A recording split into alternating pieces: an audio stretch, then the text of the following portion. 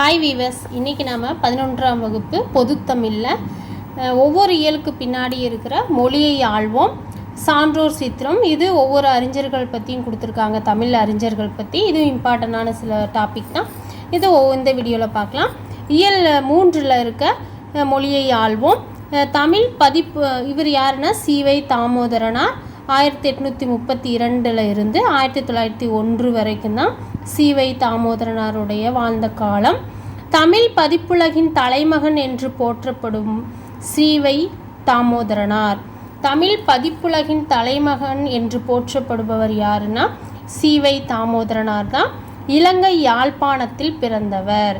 சி.வை. தாமோதரனார் இலங்கை யாழ்ப்பாணத்தில் பிறந்தவர்.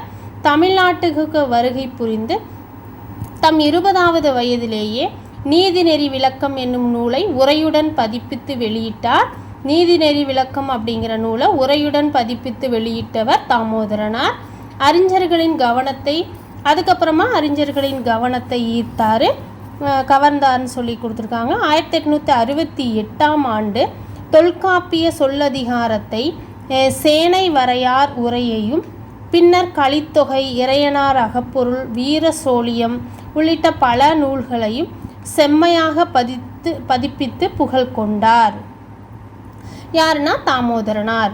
அத்துடன் இல்லாமல் கட்டளை, கலித்தொகை, நட்சத்திர மாலை, சூளாமணி வசனம் அப்புறமா ஆகிய நூல்களையும் எழுதியிருக்காரு. தாமோதரனார் எழுதிய நூல்கள் எதுன்னா கட்டளை, கலித்துறை, நட்சத்திர மாலை, சூளாமணி வசனம், இது 3 ஆகிய நூல்களும் எழுதியிருக்காரு தாமோதரனார். 6ஆம் வாசக புத்தகம்ல முதலில் பள்ளிப்பாட நூல்களையும் எழுதினார். 6வது வகுப்பு புத்தகத்தை முதலிய பள்ளிப்பாட நூல்களையும் எழுதியவர் யாருன்னா தாமோதரனார் தான். அப்புறம் அவருடைய தமிழ் பணியை கண்ட பெர்சிவல் பாதிரியார் அவரை தாம் நடத்திய தினவர்த்தினி என்னும் இதழுக்கு ஆசிரியர் ஆக்கினார். தினவர்த்தமானி என்னும் இதழுக்கு ஆசிரியராக இருந்தவர் சி.வை. தாமோதரனார். ஆசிரியராக யார் ஆக்கினார் அப்படின்னா அவருடைய தமிழ் பணியை கண்ட பெர்சிவல் பாதிரியார் தான்.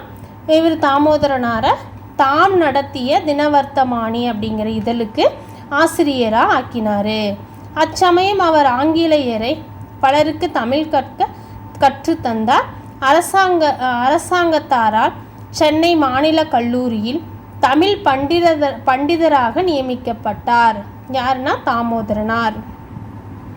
பிறகு பிஎல் தேர்விலும் தேர்ச்சி பெற்று கும்பகோணத்தில் வழக்கறிஞராகவும் பணியாற்றியிருக்காரு தாமோதரனார். 1884ஆம் ஆண்டில் புதுக்கோட்டை உயர்நீதிமன்ற நீதிபதியாக நியமிக்கப்பட்டிருக்காரு. இதெல்லாம் இம்பார்ட்டன்ட், நல்லா பார்த்து கேட்டுக்கோங்க. ஒரு நோட்ஸ் எடுத்து கூட நீங்கள் நோட் பண்ணி வச்சுக்கலாம். 1884ஆம் ஆண்டில் புதுக்கோட்டை உயர்நீதிமன்ற நீதிபதியாக நியமிக்கப்பட்டவர் யாருன்னா சி.வை. தாமோதரனார். தாமோதரனார் எந்த பணி ஆற்றினாலும் தமது சொந்த பணியாக கருதி கடமையாற்றினவர் யார் அப்படின்னா சி.வை. தாமோதரனார். இந்த கொஸ்டின் ஒரு டைம் டிஎன்பிஎஸ்சியில் கேட்டிருக்காங்க. எந்த பணி ஆற்றினாலும் தமது சொந்த பணியாக கருதி கடமையாற்றியவர் யாருன்னு கேட்டாங்க. அதுக்கு ஆன்சர் சி.வை. தாமோதரனார். நெக்ஸ்ட் இயல் 6ல் மொழியை ஆள்வோம். ரசிகமணி டி.கே. சிதம்பரனார் பற்றி தான் இந்த இயலில் பின்னாடி கொடுத்துருக்காங்க. மொழியை ஆள்வோம்ல ரசிகமணி டி.கே. சிதம்பரநாதர் 1882 இருந்து 1954 வரை தான் அவர் காலம். அதை தான் சுருக்கமாக டிகேசின்னு கூப்பிடுறாங்க. நாம் சொல்கிறதா இங்கே இருக்குது. டிகேசி அப்படின்னா ரசிகமணி டி.கே. சிதம்பரனார், சுருக்கி தான் டிகேசி. தமிழில் எல்லாம் உண்டு, தமிழின் கவிச்சுவைக்கு ஈடுமில்லை, இணையுமில்லை, தமிழால் அறிவியல் மட்டுமன்றி அனைத்து இயல்களையும் கற்க முடியும் என்று சான்றுகளுடன் எடுத்து சொன்ன பெருந்தகை யார் அப்படின்னா ரசிகமணி டி.கே. சிதம்பரனார் தான். இது ரொம்ப இம்பார்ட்டன்ட். இது பார்த்து இன்னொரு டைம் படிக்கிறேன், நல்லா கேட்டுக்கோங்க. தமிழில் எல்லாம் உண்டு, தமிழின் கவிச்சுவைக்கு ஈடுமில்லை, இணையும் இல்லை, தமிழால் அறிவியல் மட்டுமன்று அனைத்து இயல்களையும் கற்க முடியும் என சான்றுடன் எடுத்து சொன்ன பெருந்தகை யார் அப்படின்னா ரசிகமணி டி.கே. சிதம்பரநாதர். இவர் தமிழ் இலக்கிய ரசிகத்தன்மையால் தமிழுக்கும் தமிழருக்கும் புத்துணர்வு ஊட்டியவர் டிகேசி தான். டிகேசியின் வீட்டுக்கூடத்தில் வட்ட வடிவமான தொட்டி கட்டி ஞாயிறுதோறும் மாலை 5 மணிக்கு கூடிய கூட்டம் இலக்கியத்தை பற்றி பேசியது. யாருன்னா இவர் டிகேசியின் வீட்டுக்கூடத்தில் தான். அது அந்த அமைப்பு வட்டத்தொட்டி என்று பெயர் பெற்றது. வட்டத்தொட்டி என்று பெயர் பெற்ற அமைப்பை நடத்தினவர் டிகேசியின் வீட்டுக்கூடத்தில் தான் அது நடந்தது. டிகேசி இலக்கியங்களின் நயங்களை சொல்ல கூட்டத்தில் உள்ள அனைவரும் தங்களை மறந்து இலக்கியத்தில் திளைப்பர். தமிழின் இனிமை என்பது மட்டும் அவர்கள் உள்ளங்களில் நிறைந்திருக்கும். வழக்கறிஞரான தொழில் புரிவதை விட தமிழின்பத்தில் திளைப்பதையே டிகேசி விரும்பினார். தமிழ் கலைகள், தமிழ் இசை, தமிழ் இலக்கியம் ஆகியவற்றின் சுவையையும் மேன்மையையும் தனித்தன்மையையும் எடுத்து சொன்னார். யாருன்னா டிகே சிதம்பரனார். கடிதங்களிலும் அவற்றையே வியந்து எழுதினார். அவர் தம் கடிதங்கள் புதிய இலக்கிய வகைகளாகவே கருதப்பட்டுச்சு. டிகேசி சிதம்பரனாருடைய கடிதங்கள் இதய ஒளி, கம்பர் யார் முதலான நூல்களும், முத்தொள்ளாயிரம், கம்பராமாயணம் ஆகியவற்றிற்கு எழுதிய உரையும் அவர் தம் இலக்கிய நுகர்வு கடலில் சில அலைகள் எனலாம். சென்னை மாநில மேலவையின் உறுப்பினராகவும் அறநிலையத்துறையின் ஆணையாளராகவும் திகழ்ந்தவர் யார் அப்படின்னா டிகே சிதம்பரனார். சென்னை மாநில மேலவையின் உறுப்பினராகவும் அறநிலையத்துறையின் ஆணையராகவும் திகழ்ந்தவர் டிகே சிதம்பரனார். ஏற்றிய இலக்கிய ஒளி தமிழ் அழகியலை வெளிப்படுத்துகிறது.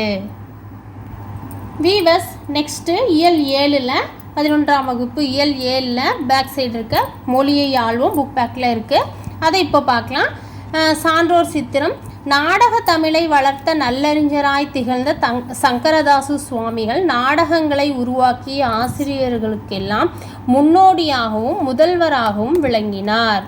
நாடகங்களை உருவாக்கிய ஆசிரியர்களுக்கெல்லாம் முன்னோடியாகவும் முதல்வராகவும் விளங்கினவர் யார் அப்படின்னா சங்கரதாசு சுவாமிகள்.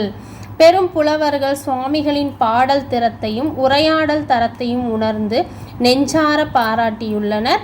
இளமையின் புலவரேறு பழனி தண்டபாணி சுவாமிகளை தேடி சென்று தமிழறிவை பெற்ற இவர் தம்முடைய 16வது வயதிலேயே கவியாற்றல் பெற்று வெண்பா, கலித்துறை இசைப்பாடல்களை இயற்ற தொடங்கிவிட்டார். 16 வயதிலேயே இசைப்பாடல்கள் இயற்ற தொடங்கியிருக்காரு சங்கரதாசு சுவாமிகள்.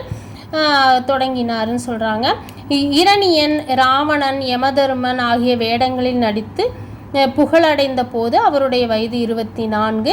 வண்ணம் சந்தம் பாடுவதில் வல்லவராயிருந்த சுவாமிகள் சங்கரதாசு சுவாமிகள் வண்ணம் சந்தம் பாடுவதில் வல்லவர். சுவாமிகளின் சந்த குளிப்புகளின் சொற்சிலம்பங்களை கண்டு அக்காலத்தில் மக்கள் வியப்புற்றனர்.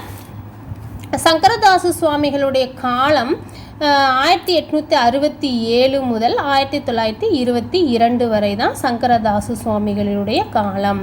சங்கரதாசு சுவாமிகள் சமரச சன்மார்க்க சபை என்னும் நாடக குழுவை உருவாக்கினார்.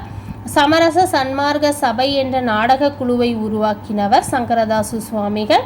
இந்த குழுவில் பயிற்சி பெற்ற எல்ஜி கிட்டப்பா நாடக கலைத்துறையில் பெரும் புகழ் ஈட்டினார். இந்த சபையில் பயிற்சி பெற்றவர் யாருன்னா எஸ்டி கிட்டப்பா. நாடக மேடை நாகரீகம் குன்றிய நிலையில் மதுரை வந்த சுவாமிகள் 1918 தத்துவ மீனலோசனி வித்துவ பால சபை என்னும் நாடக அமைப்பை உருவாக்கியிருக்காரு. சங்கரதாசு சுவாமிகள் 1918 தத்துவ மீனலோசனி வித்துவ பால சபை என்னும் நாடக அமைப்பை உருவாக்கினார். அதில் ஆசிரியராகவும் பொறுப்பேற்றார். இங்கு உருவானவர்களையே டிகேஎஸ் சகோதரர்கள் நாடகத்தின் மூலம் மக்களுக்கு அற ஒழுக்கத்தையும் தமிழின் பெருமையையும் பண்பாட்டையும் தம் சுமை மிகுந்த பாடல் உரையாடல் வழியே உணர்த்திய சங்கரதாசு சுவாமிகளை நாடகத்துறை கலைஞர்கள் தமிழ் நாடக தலைமை ஆசிரியர் என்று உளமழிந்து போற்றுகின்றனர். தமிழ் நாடக தலைமை ஆசிரியர் என்று போற்றப்படுபவர் யார் அப்படின்னா சங்கரதாசு சுவாமிகள். இந்த கொஸ்டினும் ஒரு டைம் டிஎன்பிசியில் கேட்டிருக்காங்க.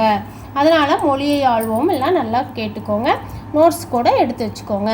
இந்த வீடியோ உங்களுக்கு பிடிச்சிருந்தா மறக்காமல் சப்ஸ்கிரைப் பண்ணுங்கள். உங்கள் விருப்பங்களை கமெண்ட் பாக்ஸில் தெரிவிங்க. நன்றி, வணக்கம்.